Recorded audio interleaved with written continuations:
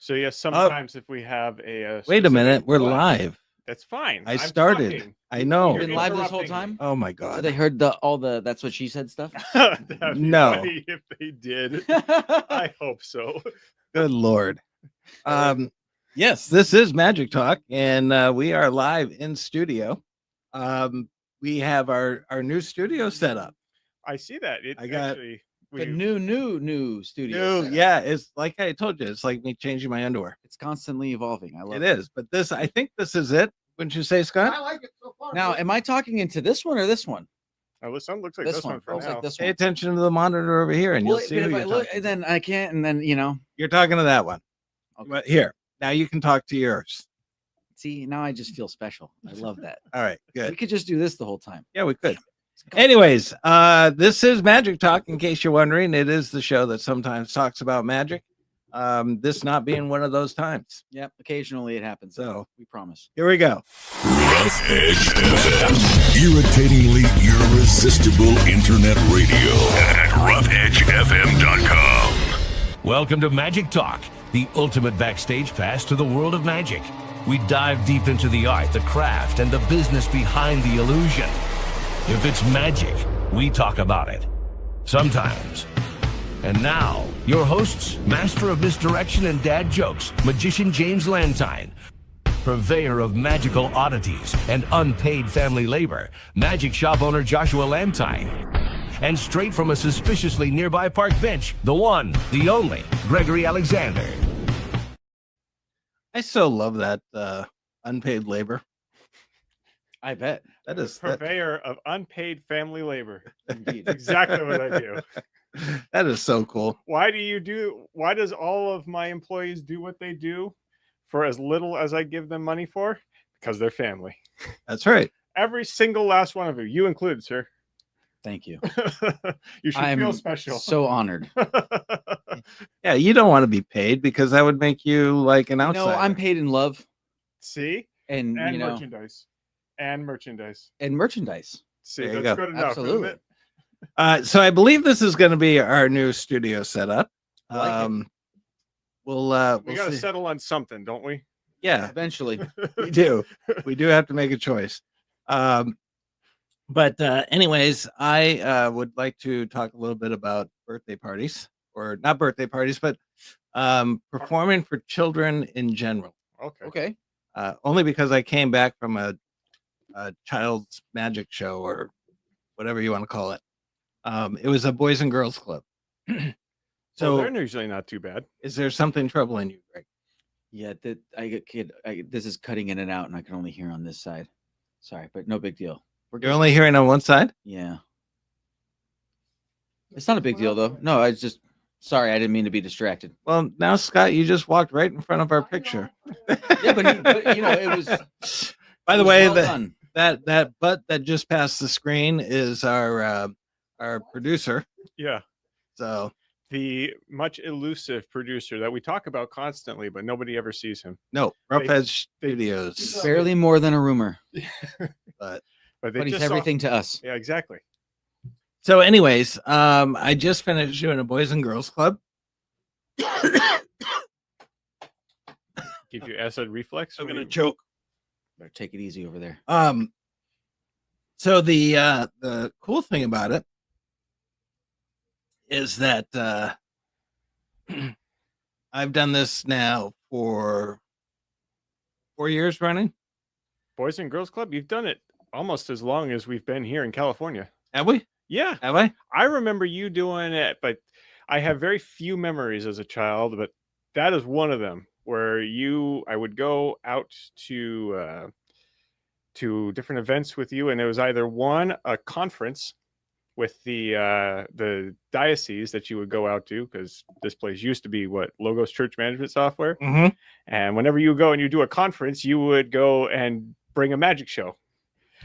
Or it would be a Boys and Girls Club. And it was either a Boys and Girls Club here in Santa Paula, or I think Ventura was more recent, but Okay. definitely over here. So my memory eludes me. Anyway, it kind of made me think, because there's a stark difference between doing magic for kids versus doing magic for adults. Who do you think is easier to fool? I mean, typically in my experience doing magic, adults, but you also don't know if they're being polite because an adult may know what's going on, but you may run a 50-50 odds of them actually not saying anything because they're kind of just, humoring you. Whereas a child, if they bust you, man, you're done. I mean, you're roasted. They're going to call you out on it. But when I used to teach martial arts, every once in a while I would try to do some magic for the kids. They got eagle eyes, man, especially if you're doing stuff with like IT. You better hope that the lighting is like just perfect because they see that stuff a mile away. It makes me laugh when I do like IT work for like older people. They're like, I can't see a thing. I'm like, I know. I know. God, I can't see a thing. I think that's a reoccurring problem. Yeah, for you I don't in think many it's aspects just of life. but that's a different topic. So I don't know. You're the one with the more experience in the matter. What would you say? I think adults are definitely easier to fool.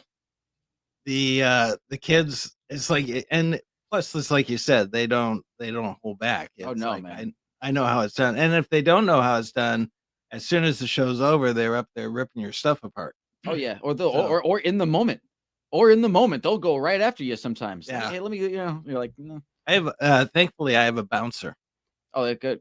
So he was one of the employees for the Boys and Girls Club. So anytime any one of them got up, he's like, sit down. That's awesome. Just the whole Yeah. plant it. But Go ahead, Mr. Jim. Continue with your show. anyway, You know what I mean? yes, yeah. Actually, that's exactly what he would do. You're like, hey, can you come with me to all my shows? How much do you charge? It's funny though, because you really the sillier and the stupider you get. I know stupider is not a word, but the sillier and the stupider you get, the better the more fun the kids have. It's funny. It's not a word, but you just made it a word, and you proved your point. Stupider. It's stupid. Yeah. Well, But it works. I'm stupider. No, but you kind of proved a better point, I think, though, with the kids, right? You said the more silly you get, the better off you are with the audience and the more you can connect with the kids. And I think that's an important thing to highlight because when children are watching a magic show, right, they're going to feel extremely inferior. Not only is there an adult doing this show, but he's an adult with magic powers, right? And some of those kids are going to kind of feel intimidated by that. And they might be mystified to an extent, but they're going to kind of feel intimidated. And that's going to create a barrier right in itself, any type of intimidation or anything. And so when you kind of, humiliate yourself. Yeah. Right. Humiliate yourself in front of them. Right. And you kind of, they can be silly. They may not be able to do magic, but they can definitely do silly. All of a sudden now they can kind of relate to you and it drops that discomfort a little bit. And all of a sudden you have that connection and boom, now you have, a much better show. It's kind of like the Run Rabbit Run. Oh, make sure the rabbit doesn't get over to you. And he went over. What do you mean he went over? No, he's over here. And, and that whole giddiness is to me, it's like not a very, it doesn't fool anybody. It's not, but man, do the kids absolutely go crazy and nuts over that. Absolutely. It's not sophisticated, but it's not. It's humorous because it obviously, like you said, it's silly. I think that brings up a point because I've been seeing a couple of different lectures and whatnot of magicians, especially from Spain, where they're talking about kind of that way of connecting with your audience and not necessarily trying to go in there as this fooler per se. You're going in or there, authority of the universe. Exactly. You're not trying to be bigger than anybody else. You're trying to how do they say it? They say play with your audience. Absolutely. And it's and not play as in like, oh, I'm trying to mess with you. It's like that whole you're in on it with your audience so that there's no more of that barrier that you were just talking about. Well, yeah, and without them, there's no you, right? That's an important thing to always remember. And I think not just remember for yourself, but to try to relate, try to communicate to your audience as well. I have noticed it's a shared experience. Yeah. Whether I'm the one up here doing the thing or you're sitting there watching the thing, together we all play our roles. I've noticed that when I'm doing something, I have to treat each audience differently, especially if it's an adult audience or a children's audience. Like both of those, a very different dynamic that you have to go and play towards.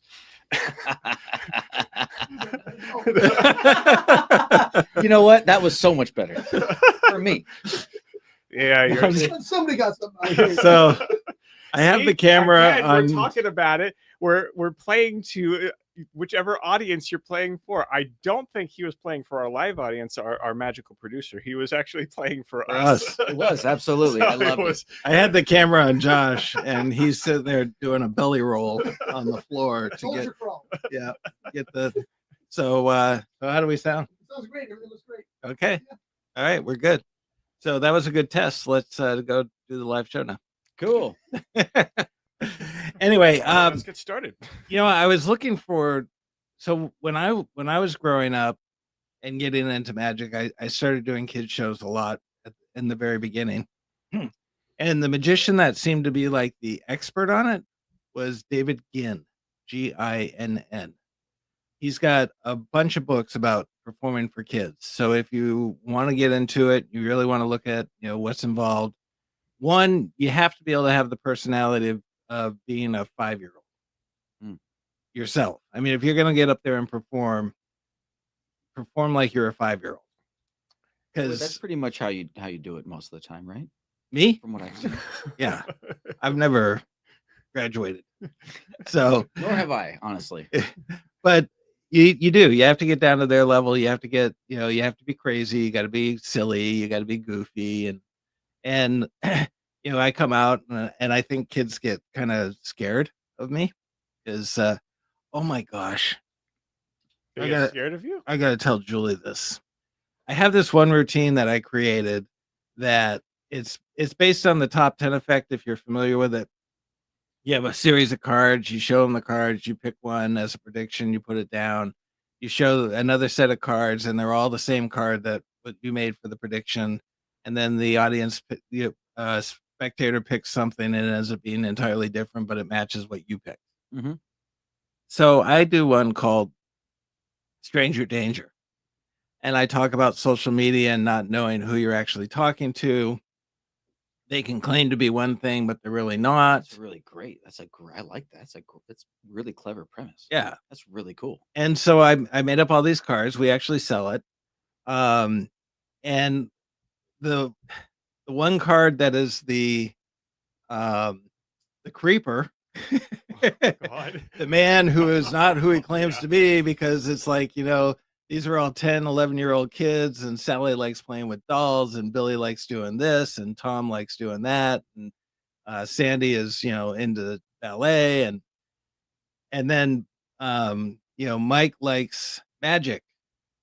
And so I pull out that card and I say, now this is the person who doesn't claim to be who he said he is. And I put it down.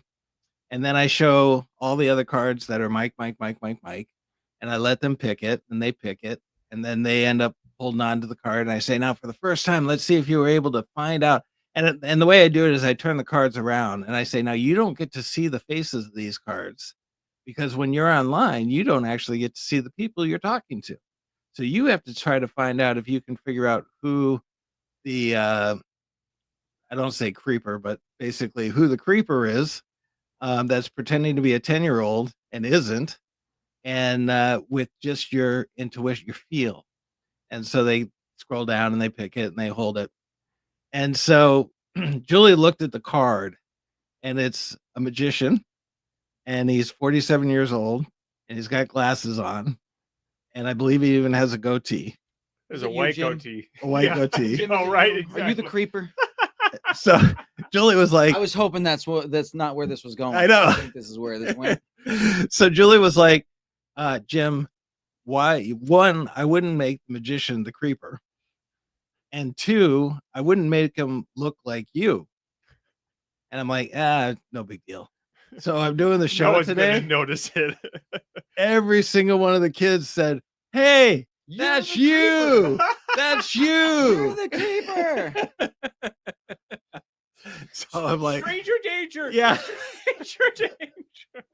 That is the first time I had like the entire audience saying that. Oh my God, that's you. You're the yeah.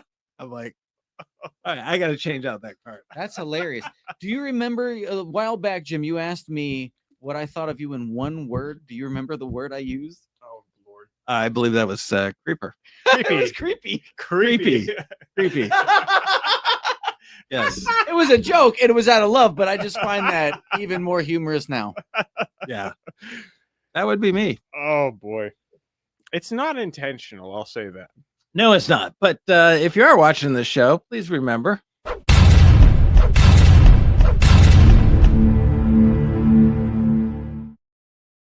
Thank That you. was very intentional. Yeah, that was. Now, if you weren't watching the show, what did that just say? It said like, comment, and subscribe. We would really appreciate it. Yeah. Oh, that's true because sometimes it's just audio. Yeah. So if you are listening to the show, then be sure to like, comment, and subscribe. I should probably put that vocal over that video. Yeah, we could do that. Yeah. Or we could just say it every time and it could be different every time. It could be fun. There you go. Yeah. I'll be like. Comment. Subscribe. There you go. Ready? Like. Comment. Subscribe. Faster. Like. I got nervous. Comment. Gee. That's what she said. Subscribe. All right. Faster. No, Like- no. Okay, no, we're good. We're good. Yeah, I think that's enough practice. We'll Okay. do that off the air now. And what do we say at the end? Are we done? No. Well, then you find out. At Okay, The end. I gotta hang around and find All out. right. We can't give away any secrets here, Jim. That's not what Magic Talk is. I Yeah. totally get that. We barely talk about magic as it is, so why are we gonna go give away the secrets to it? So I think we are going to do. There is an outbreak among us. Nope, you don't get that one. You showed up late. Oh God! Is it come on. good? Should I buy it? Does it suck? Did I get ripped off? Is it more of a craft project than a magic trick? These questions and more answered now on the Magic Item of the Week here on Magic Talk. Okay, so this is the magic item of the week. I'm going to go to the pad. Okay, so this is the newest White Rabbit Magic creation. Actually, this was a product created by Mr. Jeffrey Weaker. He is one of our students, and he is also is he a fabricator? Well, I think this didn't fabricate itself, sir. No, that is also true. I don't know what he does professionally, and Dad's not saying anything. I'm not sure what he does professionally, honestly. It's a mystery. I've heard him talk about doing woodworking and working with his new 3D printer and a various bunch of other things that all sound like fabrication. This one, do you remember what's the name of the? I just completely slipped my mind, but the trick that you have with the ropes that free themselves from the box. What's that one called? Rufus. Rufus? Yeah. So that one, I'm just going to go with whatever you say, man. I don't know. Why aren't you talking? I'm trying to. He's I'm trying busy to. over there. I'm He's thinking. busy over there. All right, leave him. You talk about your We're strings. trying to figure something out here. Jeez. Pay no attention to the man behind the curtain. No, actually, I forget. Tell me about these fancy shoelaces you have. He's going to be, he's going to get to me about the name of it. But it The is. shoelaces? No, it's an effect that. Now this has been on the extreme- show before, right? But like a V1. A V1, yes. And Actually, this is a one- V2. This one is. I think that's important to point out. It's new and improved. Yes. Well, it is less expensive than the V1. That's The a great V1 improvement. is actually not being made anymore. Limited edition, people. Yeah. How many are available? For V1, there are 3 left. 3. And they're going up in value every day. So Oh, get yeah. yours immediately. It's those ones that much different features behind this one, but the this one right here, basically what it is you have the shoelaces. There's several different variations on this one trick, but you have the shoelaces that you feed directly through the rabbit. Can you give me a good angle so I can actually show this, please? So It's so tempting to drop the joke, but I'm holding on to that one. We'll leave that for after the fact. I think everybody else heard it too. So this rabbit right here has a big hole in it. Yeah, shut up. And the strings are fed through the rabbit, which are then within the rabbit is put inside. If I can get myself right, inside the hole, locked in with this window. And then after tying the shoelaces, one tied up on top and having the yellow one pulled all the way through, you're able to free the shoelaces with a quick tug. And the rabbit is They're unharmed. completely unharmed. You're able to take this out, show the rabbit completely unharmed, no damage whatsoever. And they can examine everything. Yep, completely examinable. Actually, in the start and in the end. I think there's a portion in the middle where you can't really do much examining, but you're watching at that point. And And how much is this? this one, this version V2 will be for $100. The V1 is $250. So this one I really like because he made some modifications to it. The hat was a lot taller. Yeah, the height it I was like the shorter size. so was this like what V2.5? Yeah, I guess. And then he added some little notches on the side Yes. so that the If ropes everyone can see stay in that that, position and not want to slide forward or backwards. is that yeah, that looks like Yeah, you can see it. As that and the nice part about it, the V1 actually the door just kind of sits there via tension, right? This one he actually has secured it with some magnets, so the door won't be going anywhere when you put it on completely.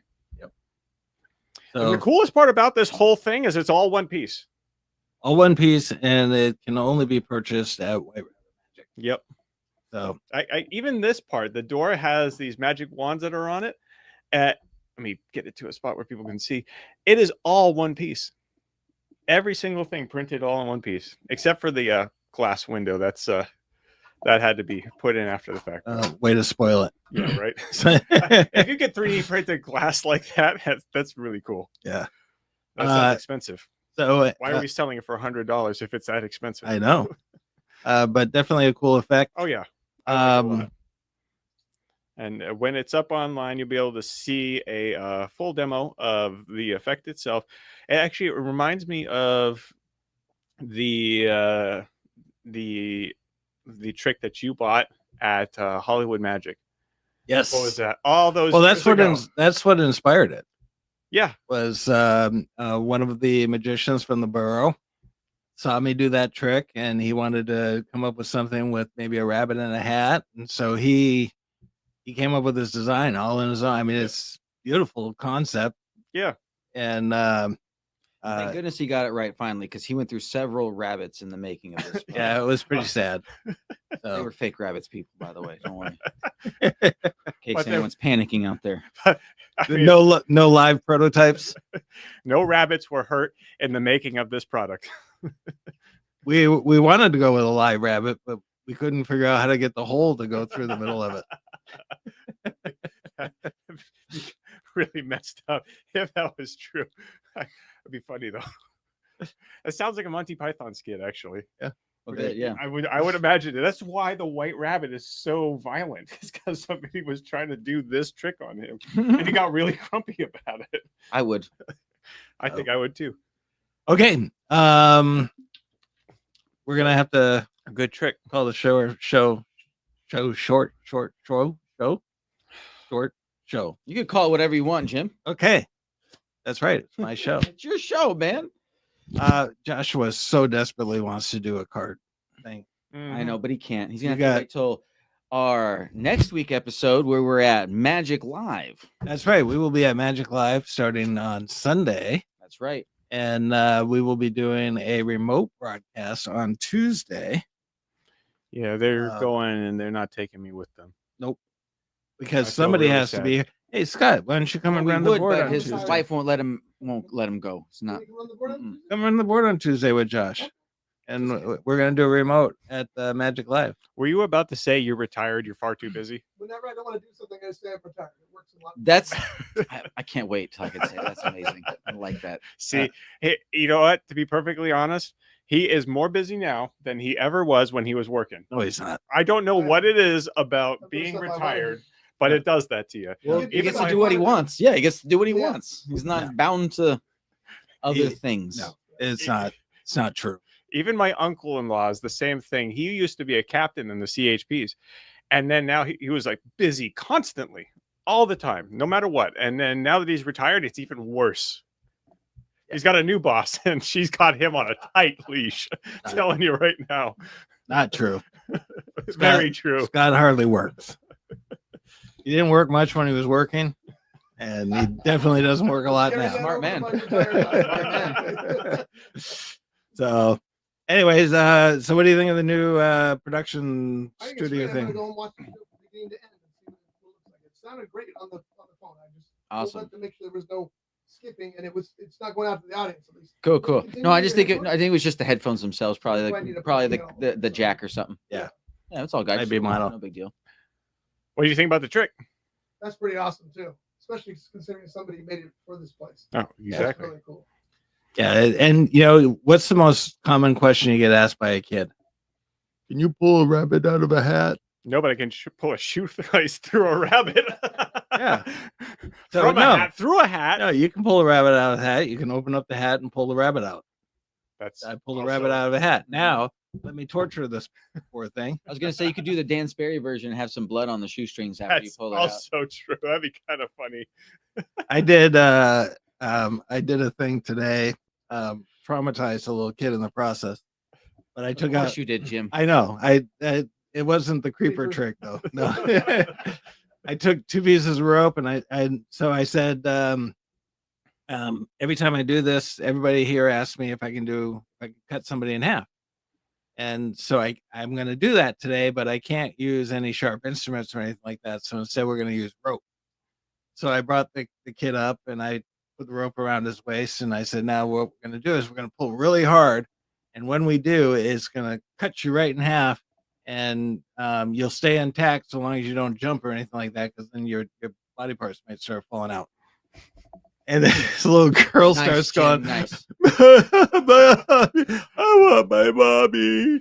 I want my mommy. Don't Like, want well, it. after your guts spill out, okay, just be patient. Your mom will see it. Don't worry. No, it wasn't the volunteer who was crying. It was a little girl in the audience. Jim, that's terrible. I know it was terrible. It was probably I her feel brother horrible. too. And I'm like, oh no, nothing's gonna happen. It's nobody's gonna get Only a hurt. little blood and guts. Yeah, we've got some duct And if you tape. didn't it'll- have a big meal, it'd be even less. Well, this is how Jim in his perfect form. I said, oh, nobody's gonna get hurt. Nobody will feel a thing. Well, he will, but nobody else is gonna feel anything. we got some duct tape. It'll be okay. Yeah. You've heard of a redneck remedy, right? It works wonders. I heard of a veteran who said, yeah, duct tape. I just taped myself back Yeah, up if you and I get- hobbled back to the base. If you get shot or stabbed or anything like that, you should always have duct tape with you. So Yeah. Or crazy glue. Yeah, that will dude, that'll cover the help. wound. Yeah, duct Oh, tape and that's a- crazy glue. That's a finishing product. Duct tapes if you need to hobble back to the base. Indeed. Oh. Anyway, we do have to cut the show short because I was ready to be on time at 4:00. Nobody else was, We were late. but I do have another appointment that I have to get to because I'm a very, I have a 2-year-old son. very important man. That's my best excuse. I've got a puppy. Is this a good side? That's also a very good excuse. Which side is my better side? I go with that one. The backside. I don't Turn know, around. they both kind of make me nauseous. Anyways, thank you everybody for listening. As always, remember White Rabbit Magic. we believe in magic. This has been a Rough Edge Studios production.